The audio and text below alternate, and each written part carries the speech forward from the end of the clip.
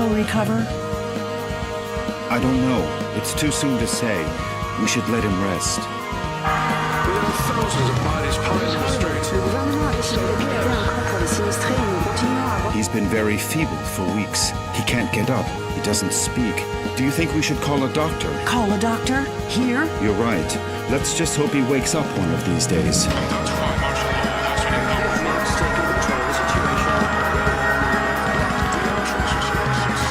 Come on, my friend. Hang on. Don't give up. Please, let me get to this.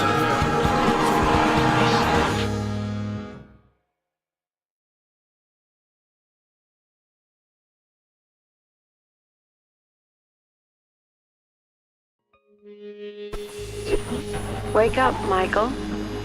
Come on, you have to wake up.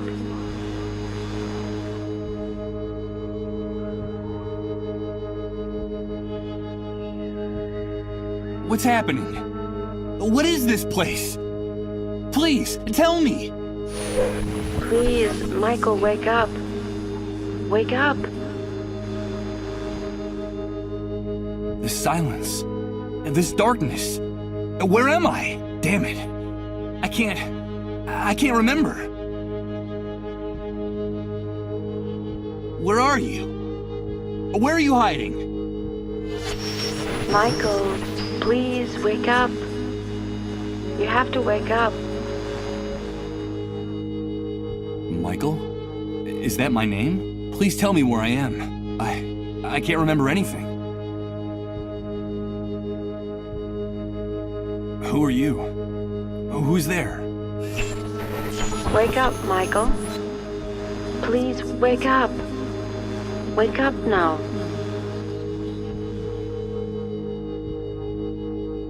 Don't go! Please! Come back! Come back! This silence. This darkness. This emptiness.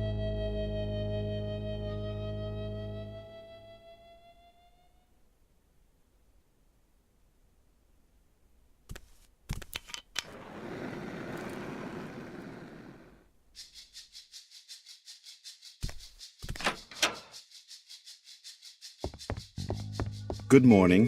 I hope you're feeling better. But... Now don't be alarmed. I'm glad you feel strong enough to get out of bed.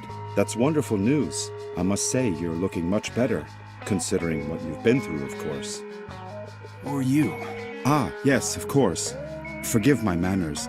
You've been with us for so long that I forgot that you don't know who we are. Allow me to introduce myself. My name is Rod Atkinson. I was the director of the Municipal Property Registry before, well, you know, before the world collapsed on us. Pleased to meet you, Mr. Atkinson. But... Can you tell me what I'm doing here? Yes, of course. I think we owe you an explanation. A few days after the Great Wave, we found you lying in a ditch near the airport. You were badly injured and unconscious. We couldn't just leave you there. Someone had already stolen your luggage and identification. It was awful. So we decided to take care of you ourselves and brought you here. You've been with us ever since. By the way, I should tell you that when we found you, your clothes were ripped to shreds, so we threw them away. The clothes you're wearing now are mine. You'll find more things in that wardrobe. If you need anything, just help yourself. Thank you, Mr. Atkinson. But...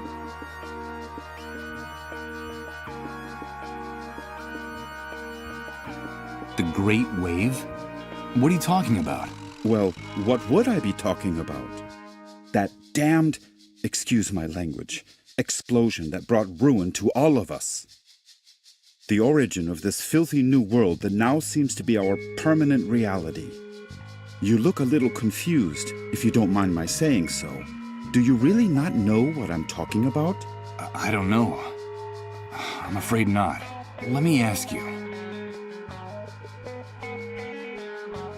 You said with us. Who else lives here? Ah, yes, of course. I still haven't properly introduced my family to you. Now is a bad time, but I promise to make proper introductions later.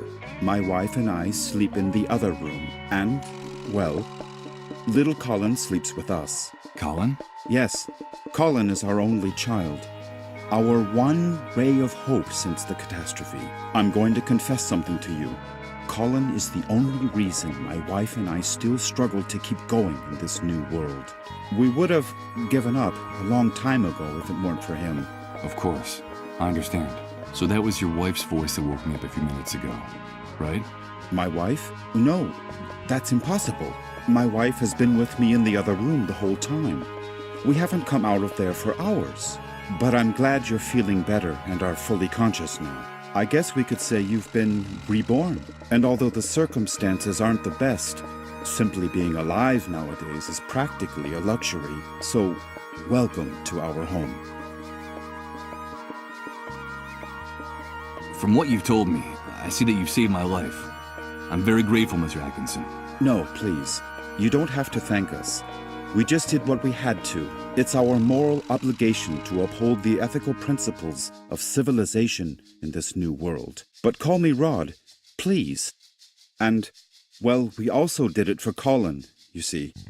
What kind of future does he face if we accept that it's every man for himself, that no one cares about anyone else? It's a terrifying prospect, don't you think? We're just doing whatever we can to avoid that future, that's all. You are in what I venture to call our home, our humble, hopefully temporary home. This is one of the many trailers that make up the refugee camp, and believe me, we can consider ourselves lucky to live between these four walls.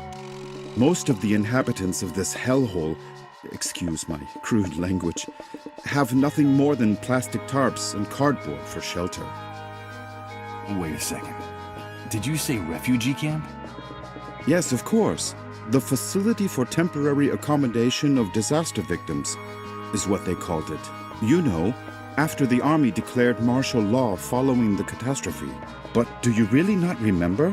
Do you really not remember anything about all this? I feel a little weak and dizzy, Mr. Atkinson.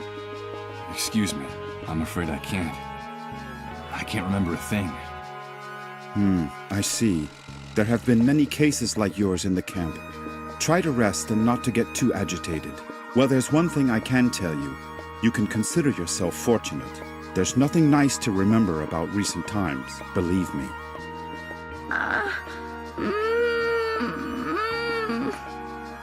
Rod! Rod! Please excuse me, but I have to leave you now. No, wait, please. What's happening? Don't go yet. I'm sorry, I understand that you have a lot of questions to ask me, but now isn't the time. Believe me, I promise to answer each and every one of your questions in peace and quiet later. Sorry, but I have to go. Rod, please, quickly! Okay, all right. Now that you're feeling better, you can go out and take a walk around the camp. But please, be very careful out there. The world you knew before is gone. Heed my warning, don't touch anything. Don't talk to anyone, and don't get mixed up in anything. At least until someone explains to you how things work in this new world the Great Wave left us. Everything has changed so much out there. All right. Thanks for the advice. One more thing before I go. You've been with us for quite a while now, and we don't even know what to call you. What is your name? My name? Michael. My name is Michael. Very pleased to meet you, Michael. We'll talk again later, I promise. Michael. That's what that disembodied voice called me. That must be my name. Wake up, Michael. That's all she said. Leaving me in this immense void where I can't remember anything. Great wave? New world? Refugee camp? But what the devil could have happened out there? I think it might be a good idea to go out there and take a look.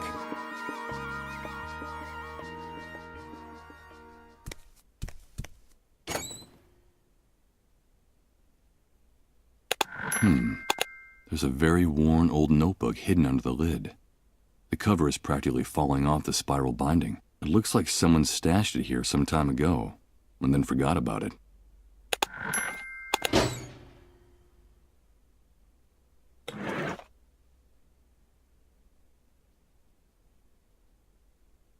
I just don't see it.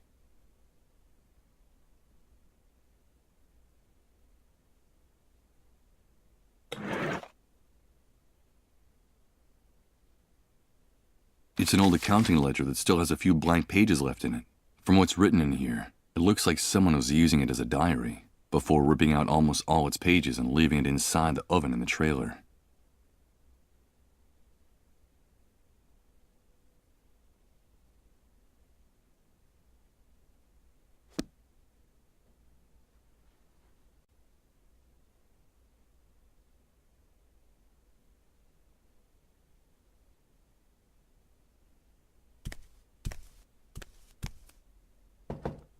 Impossible.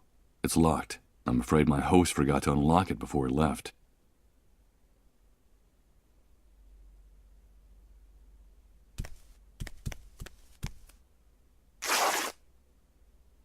Well, look at that.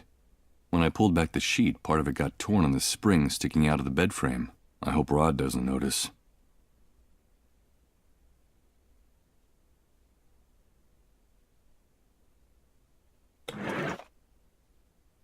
The bed frame under the mattress is so battered that one of the springs is turned into a very sharp protruding object.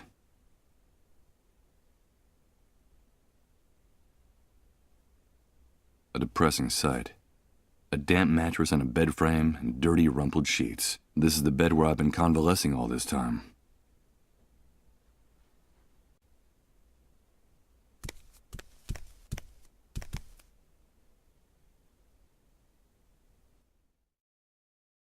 Good God, what the hell happened here? Rod was right. I don't know what hit this place, but whatever it was, it struck into its very foundations, without any mercy whatsoever. What's happening now? You better hide, dude. Don't you know that it's dangerous to show your face when the cleanup brigades come into the camp? You're new here, aren't you? Yeah, you could put it that way. Well, welcome to your new home. I'm Hank, but everyone calls me the Hunter. I'm Michael. But what's going on up there? Nothing, Mike, just routine. The cleanup brigades are taking away a sick person, a dissolved. You know how it is, just doing their job. Ironically, that house belongs to one of the camp moles. Those traitorous scumbags. Brigades, dissolved, moles. I don't know what you're talking about. I can't remember anything. Oh, I see, you're a blankhead. Well, you better get up to speed real quick if you want to survive here, Mike. Find me if you need help, dude. I can get you whatever you need. Doesn't matter where it is, how fast it runs, or where it tries to hide. That's why they call me the Hunter. All right, I'll remember that. Come back here! Don't take her away! Don't you know who I am? Come back here!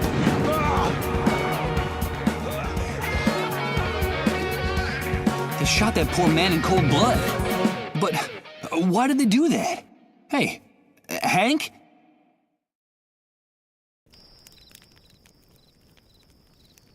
I'm afraid he's gone.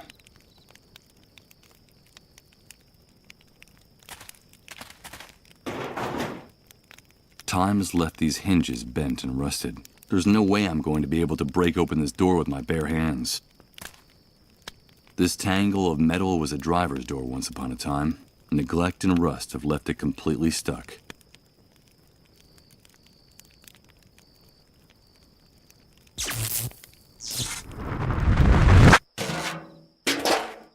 But what's happening? What is this? What the hell's going on here? Good God. I think I'm starting to lose my mind. The half-scrap remains of a sports car that looks like a collector's item. From the style, it must have been worth a pretty penny a long, long time ago. But now, I'm afraid it's just scrap metal. A supermarket shopping cart full of plastic bags, ready to burst. This individual who looks like a bum never takes his eyes off it. And the swarm of insects fluttering around the merchandise don't either.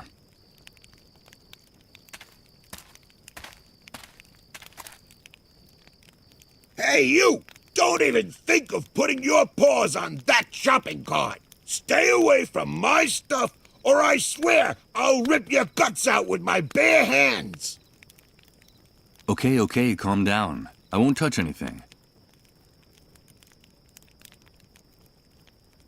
Someone improvised a bonfire inside that drum, although the smoke starts to irritate the lungs pretty quickly. It seems like the only heating system the camp inhabitants have. He must be one of the inhabitants of the refugee camp. What the hell has he got in that shopping cart full of junk? Ouch! Damn it! This vacant lot is full of trash and broken glass. I managed to rip open the sole of my foot in a rusty nail. Hey, it's not a good idea to walk around barefoot in this enormous trash heap. You won't get very far without shoes. Yeah, thanks for the tip. The tip is yours to keep. But if you come near my things, you're a dead man. Understood? Wait, I recognize you. Aren't you the guy Rod's been taking care of in his trailer all this time? Yes, I am. Do you know Rod? Of course I do. Everyone in the camp knows Rod. You owe him your life. Don't doubt that for a second. Nowadays, no one in his right mind would do what he did for you, for a total stranger. Yes, I'm very grateful to him. But tell me, can I ask you a few questions?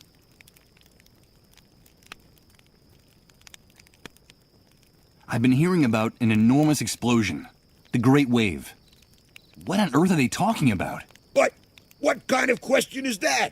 Where have you been all this time? Sleeping in a cave? Well, you could say that. The Great Wave is the reason we're confined here like animals. The entire world went to hell in a handcart that day, and we went with it.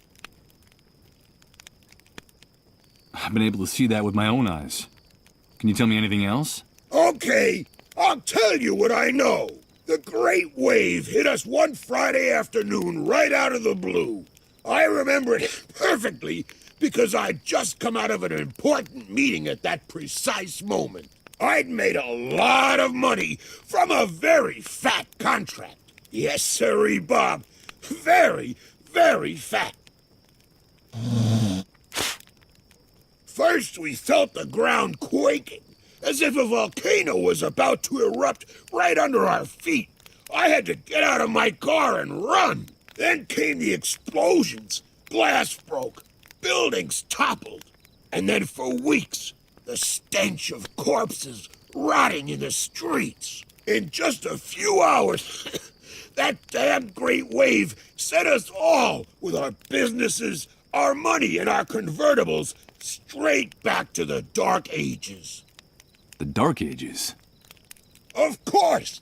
Are you surprised? In a matter of minutes, we were left with no electricity, no water, no communications. And after the initial chaos, the dissolved started to show up. And that horrible gash opened up in the sky. That stupid breach up there that no one in this hellhole has bothered to explain to us. The fact is that the remains of the old system only held up for a few weeks. And through the cracks, what you see around you started seeping in. The New World, right? Yes, indeed. You catch on fast. The New World was here to stay. Welcome to the future, son. Not exactly the way you pictured it, huh? Confined? Do you mean we can't leave the refugee camp? Refugee camp. I've always found that term amusing. It seems like things on the other side of the fence work a little better. But here, look around you. Does this look like a refugee camp?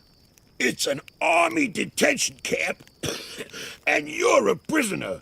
Once you come in here, you lose everything, even your name. To them, you're nothing more than a rat, just another camp rat. You'd never be able to get through the gate, especially if you don't know anyone or don't have any contacts on the outside. Doesn't matter who you might have been before the old world collapsed. Believe me, I speak from experience. If you're just a camp rat, I'm afraid the only way out of here is feet first. I don't know if you get my meaning. Of course I do. Thanks for your encouraging words. You can keep the words, but come near my things and you're a dead man. Tell me about Rod Atkinson. Well, I don't know him very well, but they say he's decent enough. too decent for the times we're living in. Did you know that before coming here he was someone important? I think he worked for the government, and he still has some good contacts on the outside. But they're not good enough to get that stupid do-gooder and his family out of here. Stupid do-gooder? Well, you know how it is. Rod is one of those good Samaritans who think they can save the world. He has helped a lot of people in the camp, but I think he's going to run into problems. I reckon that he's too weak for these times. I don't know how long he'll be able to survive. You said he had a son. A pretty good reason to hang on, don't you think? Yes, Colin. I haven't seen that kid running around here for some time. Do you know if he's all right? I don't know. I still haven't seen him. His father told me about him. Well, I'm glad he's not anywhere near me. That brat doesn't have anything better to do than to try to snoop in my shopping cart. This shooting. Could you explain to me what just happened here? Explain what exactly? That show the cleanup brigades put on? Someone got too chatty and ratted out a sick person, that's all. There's usually a pact of silence in the camp. No one likes to see one of their own in those ambulances. But in this case, the dissolved was a relative of one of the camp moles. Ironic, isn't it? But they shot a man. Yes, so they did. So what? The price of human life has gotten a lot cheaper lately. That needn't surprise anyone these days.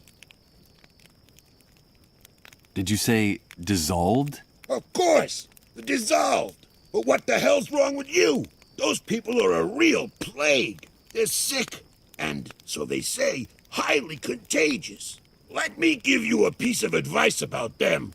If you see one, run the other way like he was the devil himself. Even if they don't give you that deadly disease or drive you crazy with their trances, the cleanup brigades will kill you for hiding one. You saw it with your own eyes. They don't even respect their own camp moles. A camp mole? What is that exactly? A spy. A stool pigeon. It's in the Army's interest to control the camp from inside. And so they pay some of the inhabitants to feed them information about what happens on this side of the fence. Who comes in, who goes out, who causes trouble. And, of course, who gets sick. They're scumbags, but very well-paid scumbags.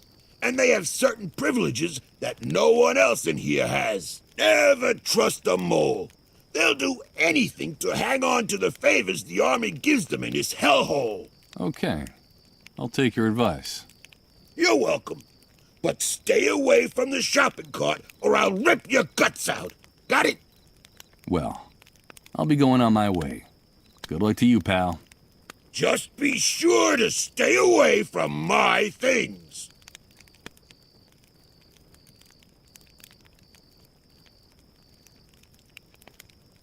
No.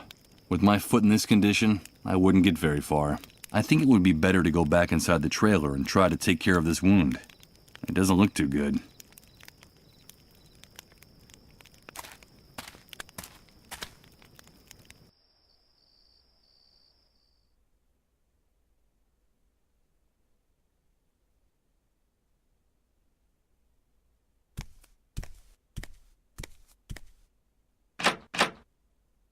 It's no use.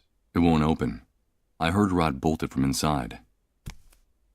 I can hear people whispering on the other side. It's the door Rod went through after hearing those moans, the same one he made sure to bolt shut.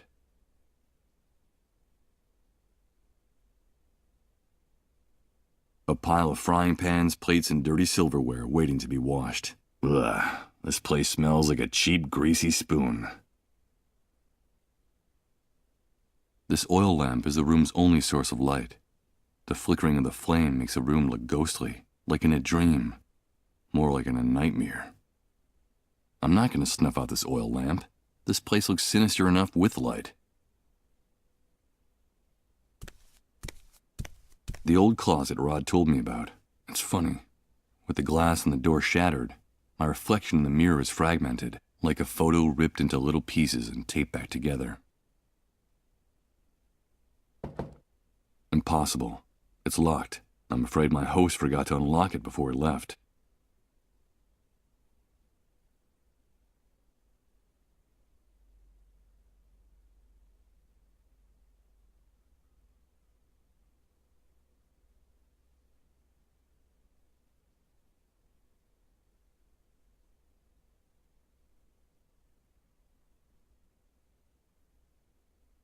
With the glass in the door broken and that thick coating of grease lining it, I doubt anything's been baked in this oven for a long time. This oven is empty. There's nothing left in there that can interest. This oven is empty. There's nothing left.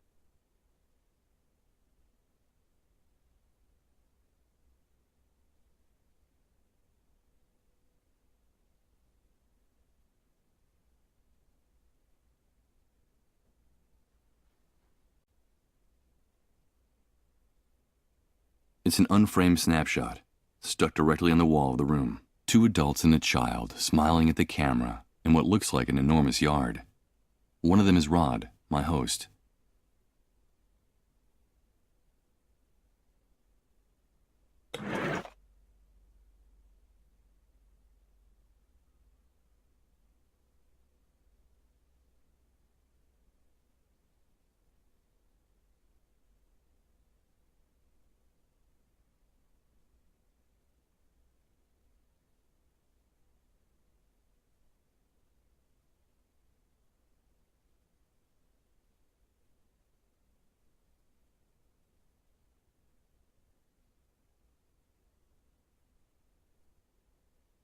The mattress still shows the imprint of my body. I must have been lying on it much longer than I thought. This spring sticking out of the bed frame is as sharp as a knife. Better not touch it.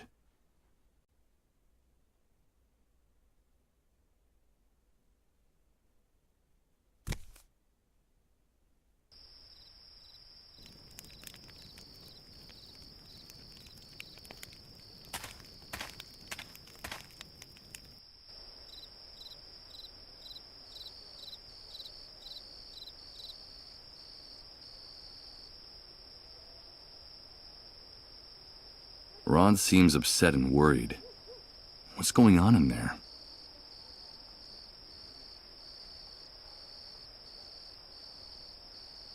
From here, it looks like one of those metal boxes for Danish butter cookies. And judging from how worn it looks, I'd say that it's been reused over and over again. That's Rod's wife. I heard her calling him from the other side of that door that just closed behind him. She looks worn out with those dark circles under her eyes. She looks like she hasn't slept in days. That must be little Colin, Rod's son. He looks unwell. Was that him I heard moaning in pain inside the trailer?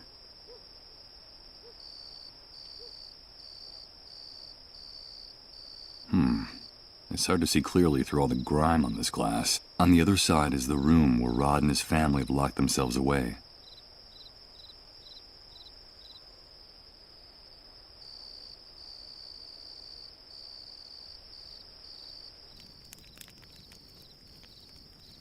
A bunch of shacks, trying valiantly to stay standing in a sea of mud and trash. I can't imagine how it must be to live in one of them. The ground in this lot is full of trash, scrap metal, and broken glass. This is where I learned my first lesson in this new world. If you want to